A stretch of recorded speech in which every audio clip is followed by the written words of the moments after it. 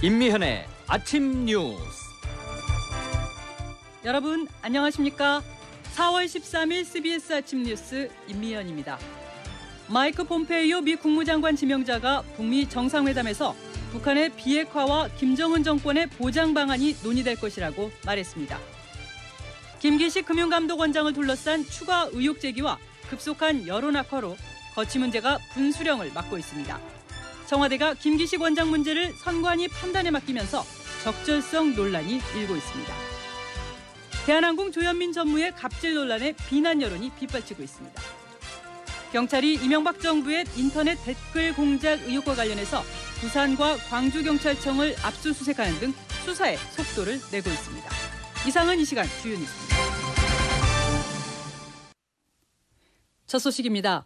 마이크 폼페이오 미 국무장관 지명자는 북미 정상회담에서 북한의 비핵화와 함께 김정은 정권의 보장 방안이 논의될 것이라고 말했습니다. 존 볼튼 신임 백악관 국가안보보좌관은 정의용 청와대 안보실장을 만나 긴밀한 공조를 약속했습니다. 워싱턴 장규석 특파원이 보도합니다. 마이크 폼페이오 미 국무장관 지명자는 우리 시간으로 어젯밤 시작된 미 상원 외교위 인준청문회에서 북한과 정상회담 준비 작업이 진행 중이라고 밝혔습니다. 회담 준비에 상당한 진척이 있었다는 점을 시사했는데요.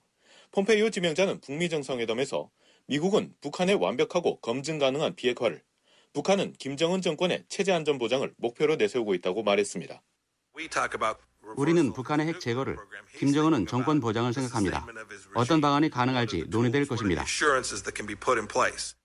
북미 정상회담에서 미국과 북한은 비핵화와 체제 보장을 주고받기 위한 조건과 방안 등을 논의하게 될 것이라는 뜻입니다. 또 폼페이오 지명자는 오늘 청문회에서 북한 정권 교체를 옹호하지 않는다고 입장을 밝혔고, 미국의 군사행동으로 한국에서 전쟁이 발발한다면 재앙이 될 것이라는 지적에 동의한다며 군사해법에 반대하는 입장도 내비쳤습니다. 한편 트럼프 대통령도 오늘 백악관에서 매우 존중하는 마음으로 회담장으로 갈 것이라고 언급해 북미 정상회담 준비 작업이 상당 부분 진척되고 있는 분위기가 곳곳에서 감지되고 있습니다.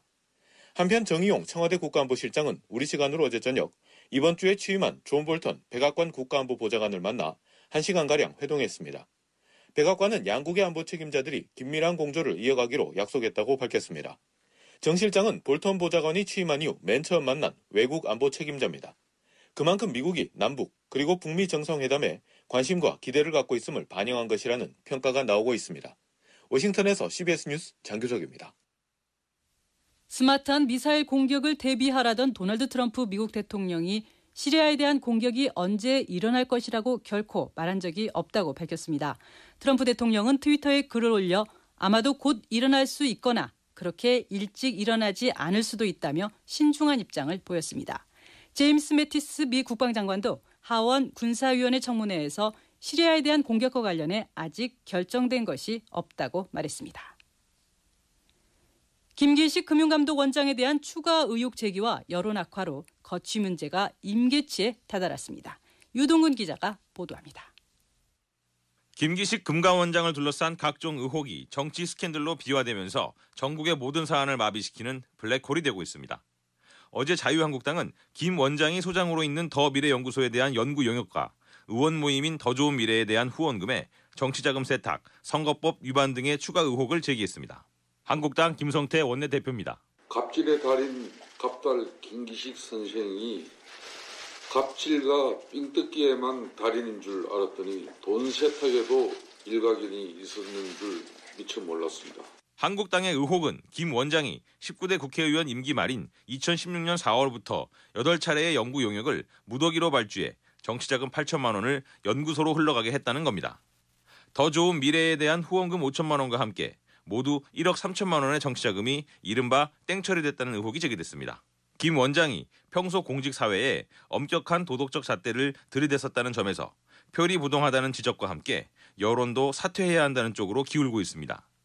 김 원장의 친정인 참여연대가 실망스럽다는 공식 입장을 표명한 가운데 친여 성향의 정의당마저 사퇴 촉구를 당론으로 채택했습니다. 정의당 최석 대변인입니다. 문재인 대통령은 빠른 시일 내에 더 나은 적임자를 물색해 금융적폐 청산을 힘있게 추진해 주길 바랍니다. 김 원장이 사면 초과 상황에 처하는 등 여론이 계속 악화되면서 주말 사이 거취 문제가 분수령을 맞게 될 것으로 보입니다. CBS 뉴스 유동근입니다. 청와대가 땡처리 후원금과 나홀로 해외 출장 논란에 휩싸인 김기식 원장에 대해서 선관위의 법적 판단을 맡기면서 논란을 잠재우기는커녕 오히려 키우고 있다는 비판이 일고 있습니다. 박지환 기자가 보도합니다. 청와대는 어제 임종석 대통령 비서실장 명의로 중앙선관위에 김기식 금융원장을 둘러싼 의혹이 적법인지 불법인지 가려달라고 의뢰했습니다. 김의겸 청와대 대변인입니다. 김기식 금융감독원장을 둘러싼 몇 가지 법률적 쟁점에 대해 선관위의 공식적인 판단을 받아보기 위함입니다. 하지만 김 원장이 국회의원 임기 말에 사용한 후원금을 제외하고는 보좌진 동반 해외 출장이나 해외 출장 중 관광 등은 선관위 판단을 넘어선다는 게 법조계 중론입니다. 정치자금법은 사안을 일일이 규정하지 않아 결국 선관위가 법조문 해석이라는 절차를 거쳐야 하는데 청와대의 의뢰 의중을 선관위가 고려하지 않을 수 없다는 얘기도 나옵니다. 공안검사 출신 검찰 중간 간부는 CBS와의 전화통화에서 법 규정에 명시하지 않은 부분을 선관위가 불법이라고 결론 내릴 수 있을지 의문이라고 말했습니다. 청와대가 과거 국회의원들의 피감기관 지원 해외 출장 건수를 민주당의 도움을 받아 공개한 것도 문제가 될 전망입니다. 국민의 눈높이에는 맞지 않지만 피감기관 지원 해외 출장은 여야 의원들 모두의 관행이었다며 일종의 물타기를 시도한 겁니다. 고위공직자 임명 기준 마련이라는 청와대의 설명에도 불구하고 민주당 자료를 공개하지 않으면서 한국당에 불리한 인위적 통계라는 논란도 거세게 일 것으로 보입니다. 결국 청와대가 조국 민정수석 등 검증 라인에 대한 정치적 책임을 피하기 위해 무리수를 두고 있는 것 아니냐는 비판도 나옵니다. 청와대에서 CBS 뉴스 박지환입니다. 대한항공이 또다시 갑질 논란에 휩싸이면서 회사 이미지가 추락하고 있습니다. 책임 있는 공인이 감정을 다스리지 못하고 어이없는 일을 저질러도 자리는 그대로 지키고 있고 재발 방지 대책도 없습니다. 이 소식은 이재기 기자가 전합니다. 회의 도중 광고 대행사 직원에게 고함을 지르고 물을 뿌린 조현민 대한항공 전무. 여론이 악화되자 어제 공식 사과했습니다. 조 전무는 페이스북에서 해서는 안 될 행동을 했고 감정 관리를 못했다고 밝혔습니다. 하지만 사과와는 별개로 피해자의 대응 여하에 따라 법적 책임 문제가 불거질 수도 있습니다. 대한항공은 조 전무의 경솔한 행동으로 온라인상에서 비난이 빗발치는 등 이미지가 크게 훼손됐습니다. 회사에서는 사태의 파장을 최소화하는 데 신경 쓸 뿐 징계는 검토도 않고 있습니다. 대한항공 관계자입니다. 광고 대행사 직원을 향해서 뿌린 건 아니고 우리는 컵을 이렇게 바닥에 던졌는데 그게 좀 튄 것 같아요. 회사 내부의 물렁한 대응은 제2, 제3 갑질의 원인으로 작용하고 있습니다. 조 전무의 언니인 조연아 씨는 4년 전 땅콩 회항으로 물의를 빚고도 지난달 칼호텔 네트워크 사장으로 복귀했습니다. 공인으로서 참아해서는 안 될 일을 하고도 경영 복귀가 가능한 건 재벌가의 족벌 경영 때문입니다. CBS 뉴스 이재기입니다. 경찰이 이명박 정부 당시 인터넷 댓글 공작 의혹과 관련해 어제 부산과 광주지방경찰청을 압수수색했습니다. 김광일 기자가 취재했습니다. 경찰청 특별수사단은 어제 부산경찰청과 광주경찰청에 수사관들을 보내 압수수색을 벌였습니다. 이들은 댓글 공작과 관련이 있을 것으로 의심되는 자료들을 확보하고 분석할 예정인 것으로 전해졌습니다. 본청 보안국 사무실을 압수수색한 뒤 2주 만에 추가 수색을 벌이면서 수사에 속도를 내는 모습입니다. 경찰은 보안사이버수사대에 소속됐던 한 요원의 진술을 받고서 지난달 12일 관련 수사에 착수했습니다. 정부 정책에 관한 댓글을 달라는 지시가 있었고 그것을 수행한 적이 있다는 진술이었습니다. 그가 말한 2011-12년은 19대 총선과 18대 대선이 잇따라 치러진 해로 국가정보원과 군사이버사령부에서 조직적인 댓글 조작이 이뤄졌다는 의혹이 제기된 시기입니다.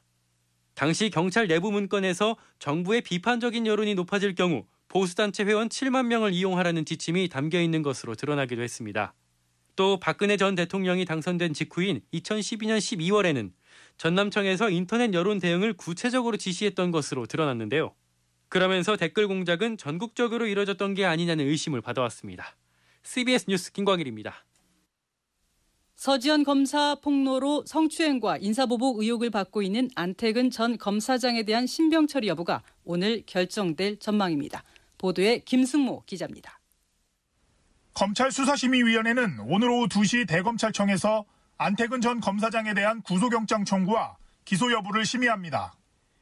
위원회는 사건을 수사한 성추행 조사단과 안전검사장 측 외에 피해자인 서지현 검사 측 대리인도 불러 의견을 들을 예정입니다. 우리 사회의 미투 운동을 촉발한 사건인 만큼 국민 관심이 크고 공정한 심의가 요구되는 까닭입니다. 최교일 의원 등 일부 참고인들의 소환 조사가 불발된 상황에서 조사의 적정성 시비와 셀프 조사 논란을 차단하려는 의도로도 풀이됩니다. 문무일 검찰총장과 사건을 수사 중인 성추행 조사단은 심의 결과에 따라 안전검사장의 기소 여부 등을 결정할 것으로 보입니다. 지난 1월 출범한 위원회는 변호사와 교수, 언론인, 시민단체 활동가 등 사법제도의 학식과 경험을 갖춘 전문가 150명에서 250명 규모의 위원들로 구성됐습니다. 사건 처리에서 구속영장 청구나 기소 여부 등을 심의하기 위해서는 현안위원회를 별도로 구성해야 합니다. 심의위원들 가운데 무작위 추첨으로 현안위원 15명을 선정하고 이들 중 10명 이상의 출석과 출석위원 과반수 찬성으로 의결이 이루어집니다. 안전검사장에 대한 신병 처리 여부가 결정되면 2달 넘게 이어온 검찰 내 성추행 조사가 일단락될 것으로 보입니다. CBS 뉴스 김승모입니다. 현직 시절 후배 검사를 강제 추행한 혐의를 받고 있는 전직 검사 진모 씨에 대해서 검찰이 청구한 두 번째 구속영장도 기각됐습니다. 서울중앙지방법원은 어제 별다른 증거인멸 정황과 도망할 염려가 없다며 기각 사유를 밝혔습니다. 2년 전 일단락된 남북권 신공항 논란이 6.13 지방선거를 앞두고 다시 부각되면서 대구 경북과 부산 경남 등 영남권 지역 갈등이 재현될 조짐을 보이고 있습니다. 대구 CBS 이정환 기자가 보도합니다. 2년 전 김해공항 확장안으로 일단락됐던 남북권 신공항 문제가 다시 수면 위로 떠올랐습니다. 민주당 오거돈 부산시장 후보가 가덕도 신공항 건설을 공약으로 내걸며 촉발됐습니다. 이에 맞서 대구에서는 밀양 신공항 건설 주장까지 나왔습니다. 새로운 대구를 열자는 사람들 모임이 밀양 신공항 재추진을 촉구하며 맞불을 놓았습니다. TK와 PK 지역 간 해묵은 갈등이 재현되는 양상입니다. 권영진 대구시장도 양측을 사잡아 비판하며 가세했습니다. 밀양 신공항 무산 이후 K2 군공항과 대구국제공항을 묶어 경북으로 이전하는 사업에 사활을 걸고 있기 때문입니다. 경북 군위와 의성 등 두 곳이 이전 후보지로 선정됐지만 선거 국면에서 사업 진척이 더딘 것도 이유가 됐습니다. 권영진 대구시장입니다. 그럼 역사의 수레바퀴를 10년, 20년적으로 거꾸로 돌리려는 얘기인데 후한 무치하고 무책임한 거에 기지를 필요가 없어요. 그렇게 거기에 우리가 연연하거나 흔들리다 보면은 K2 군공항만 옮겨야 한다는 대구 지역의 반대 여론이 여전한 상황에서 신공항 갈등까지 더해지면서 영남권 민심이 요동치고 있습니다. CBS 뉴스 이정환입니다. 한국전력과 코트라 등 산업통상자원부 산하 공기업 수장에 퇴임 관료들이 줄줄이 임명되면서 이른바 산피아 논란이 다시 불거지고 있습니다. 이 소식은 이재훈 기자가 보도합니다. 한국전력은 지난 10일 새 대표이사에 김종갑 전 산업통상자원부 차관을 선출했습니다. 앞서 지난 4일에는 한국수력원자력 사장에 정재훈 전 산업경제실장이 임명됐습니다. 지난달 29일에는 가스공사 사장에 정승일 전 에너지자원실장이 신임 사장으로 임명된 바 있습니다. 뿐만 아니라 무역협회와 표준협회 등 산업부 산하 주요 공공기관에 산업부 퇴직 관료들이 임명되는 것은 이번 정부 들어서도 달라지지 않았습니다. 다만 과거와 다른 점은 노동조합 등 내부 반발이 거의 없다는 점입니다. 저희들이 보기에는 크게 나쁜 평가를 하는 것 같지는 않은 것 같습니다. 저희들 이제 노동조합에서는 아직까지 저희들이 유고입니다. 이번 정부 들어서는 막판까지 복수 추천이 이루어지는 등 최소한의 절차적 투명성은 지켜졌다는 게 중론입니다. 또 권력 측근들이 임명됐던 것과 달리 이번에는 관료 출신이긴 하지만 나름대로 전문가들로 포진했다는 점도 과거와는 다른 점입니다. CBS 뉴스 이재웅입니다. 교육부가 수업료 자율학교들을 통합회계 전산관리 대상에서 제외함으로써 결과적으로 비리를 부추긴다는 지적이 나오고 있습니다. 김영태 기자가 보도합니다. 영훈국제중학교는 지난 2013년 서울시 교육청 감사 결과 학교 회계 자금을 부당하게 집행한 사실이 드러나 23억 원 회수 조치를 받았습니다. 서울미술고 역시 지난해 학교 회계 비리로 10억 8천만 원을 다시 내라는 감사 결과를 통보받았습니다. 그런데 이처럼 비리가 심한 수업료 자율 학교들이 교육청 통합회계 전산관리 시스템인 에듀파인 처리 대상에서 제외된 것으로 드러났습니다. 사학기관 재무회계 규칙에 따르면 고등학교 이하 각급 학교의 예산결산 회계 업무는 현재 에듀파인을 통해 처리하도록 규정하고 있습니다. 다만 정부나 자치단체로부터 재정결함 보조금을 받지 않은 수업료 자율학교는 에듀파인을 반드시 쓰지 않아도 됩니다. 이 조항은 지난 2010년 교육부가 신설했는데 그 배경에 우혹이 일고 있습니다. 통합회계 전산 시스템인 에듀파인을 사용하면 단 1원을 쓰더라도 반드시 회계 처리가 필요해 그만큼 투명성이 높아지기 때문입니다. 관악공동행동 김혜정 대표입니다. 누구보다도 그런 시스템이 더 필요한 것이 공립학교보다는 사실은 관리와 감시가 허점이 많은 사립이 또 특목고가 더 필요한 곳이라는 것을 사실은 교육당국이 더 잘 알아요. 서울시 교육청 관내에서 수업료 자율학교 중 에듀파인을 사용하지 않는 학교는 20개 교에 달합니다. 교육부가 더 늦기 전에 에듀파인으로 수업료 자율학교의 회계 감시를 대폭 강화해야 한다는 목소리가 설득력을 얻고 있습니다. CBS 뉴스 김영태입니다. 세월호 참사 4주기를 맞아 세월호의 침몰 원인을 밝힌 영화 그날 바다가 개봉됐습니다. 이번 주 문화가 소식을 유원정 기자가 전해드립니다. 4월 16일 진도 앞바다. 그날 세월호에는 무슨 일이 일어났을까? 영화 그날 바다는 세월호가 남긴 AIS 기록을 따라 인천부터 사고가 발생한 진도 앞바다까지 세월호의 항적을 추적합니다. 지금까지 공식적인 세월호의 침몰 원인은 조타수에 따른 급변침이지만 영화가 분석한 AIS 원본 기록은 전혀 다른 이야기를 합니다. 메가폰을 잡은 김지영 감독은 다큐팀과 함께 3년에 걸쳐 항적도를 분석해 세월호 침몰 원인의 새로운 가설을 제시합니다. 김지영 감독입니다.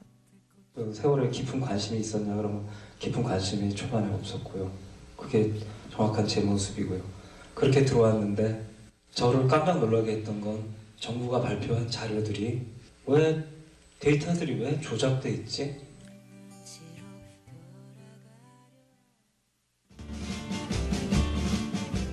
명작 소설 돈키호테가 뮤지컬 맨 오브 라만차로 탄생했습니다. 벌써 국내에서 8번째로 공연되는 맨 오브 라만차는 배우 오만석, 홍광호 등 걸출한 배우들이 함께합니다. 풍자와 해악으로 가득한 작품에는 삶과 사랑, 그리고 꿈을 향한 열정까지 녹아 있습니다.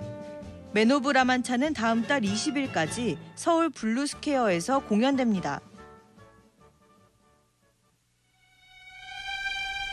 각 지역을 대표하는 교향악단들이 싱그러운 릴레이 음악 축제를 엽니다. 총 18개 교향악단이 예술의 전당 30주년을 맞아 페스티벌이라는 주제로 다채로운 무대를 선보입니다. 아름답게 흐르는 교향악의 선율이 관객들의 귀를 즐겁게 할 예정입니다. 공연은 서울 예술의 전당에서 만날 수 있습니다. CBS 뉴스 유원정입니다. 청취자 여러분, 소확행이라는 단어 들어보셨나요? 소소하지만 확실한 행복이라는 뜻으로 일상의 작은 행복을 추구하는 트렌드인데요.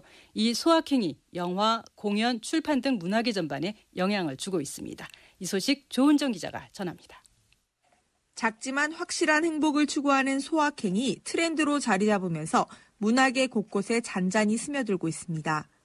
자신이 무엇을 할 때 행복한가 하는 물음에서 시작하는 소확행은 혼자만의 취미나 문화생활 찾기로 이어집니다. 이런 추세 속에서 공연계에서는 나홀로 예매하고 즐기는 1인 관람객이 크게 늘었습니다. 인터파크 관계자입니다. 해마다 나홀로 관객의 비중은 크게 늘어나고 있는 상태입니다. 공연 기획사들도 혼공족들이 매력적으로 느낄 만한 상품들을 내놓고 있고요. 진정한 행복이 무엇인지를 되짚어보는 문화 콘텐츠도 인기를 끌고 있습니다. 임용고시에 실패한 주인공이 고향에서 평화롭게 사계절을 보내는 영화 리틀 포레스트는 흥행에 성공했고, 가난하지만 행복한 청춘의 이야기를 담은 영화 소공녀도 화제가 됐습니다. 출판계에서도 행복이 무엇인지를 탐구하는 책이 꾸준히 베스트셀러에 올라 있습니다. 목표를 이루지 못한 젊은이들의 자기 위안이라는 부정적 시각도 있지만 앞으로 문화계 전반에 소확행은 하나의 추세로 자리 잡을 걸로 보입니다. 김성수 문화평론가입니다. 그 소확행의 본질이 무엇인지를 열심히 탐구하고 있어요. 그런 그 흐름들은 계속적으로 이어질 거라고 생각을 합니다. 근데 어떤 면에서는 삶을 그나마 긍정적으로 살려고 노력하는 그런 모습이죠. 건강하고 자기의 정체성을 짚어본다는 측면에서는 긍정적인 흐름이라고 생각을 합니다. CBS 뉴스 조은정입니다. 이어서 간추린 소식을 정민아 아나운서가 전해드리겠습니다. 최근 정부의 지원 중단 논란을 빚은 미국 존스 홉킨스 대학 국제관계대학원 산하 한미연구소 구재회 소장은 성과가 불만스러워 자금 지원을 중단하는 건 대외경제정책연구소의 권리지만 이번 일이 진행되는 방식은 끔찍했다고 밝혔습니다. 이번 논란의 한가운데에 섰던 구 소장은 성명을 내고 인적 교체 요구와 운영 규정 변경 시도는 받아들일 수 없는 일이었으며 워싱턴의 어떠한 싱크탱크도 마찬가지였을 것이라며 반발했습니다. 에마뉘엘 마크롱 프랑스 대통령이 시리아가 화학무기를 사용한 증거를 확보했다고 밝혔습니다. 마크롱 대통령은 방송 인터뷰에서 시리아에서 최소한 염소가스 등의 화학무기가 바샤르 알 아사드 정권에 의해 사용됐다는 증거를 갖고 있다고 말했습니다. 러시아를 방문한 리용호 북한 외무상이 3박 4일간의 모스크바 일정을 모두 마치고 현지 시간으로 12일 중앙아시아의 옛 소련 국가 타지키스탄으로 떠났습니다. 리 외무상은 모레까지 두샨베에 머물며 타지키스탄 정부 인사들과 만날 계획인 것으로 알려졌습니다. 더불어민주당은 오늘 6.13 지방선거의 충남, 충북, 대전 지역 경선을 마무리하고 결과를 발표합니다.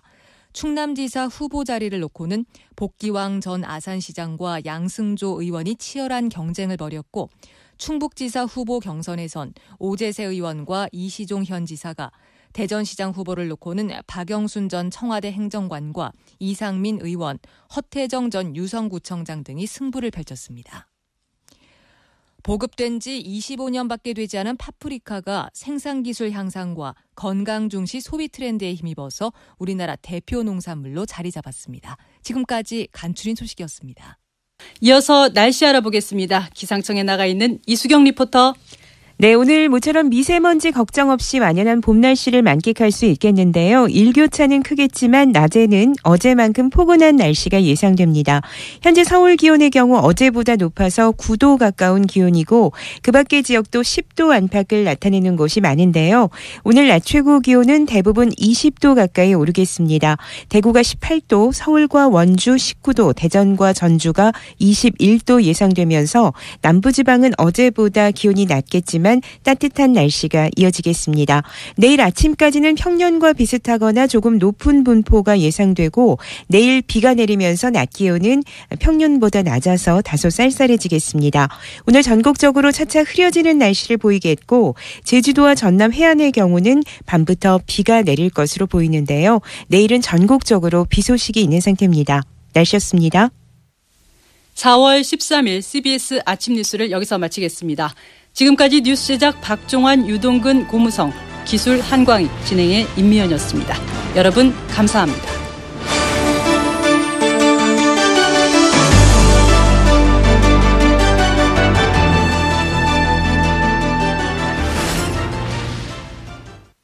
CBS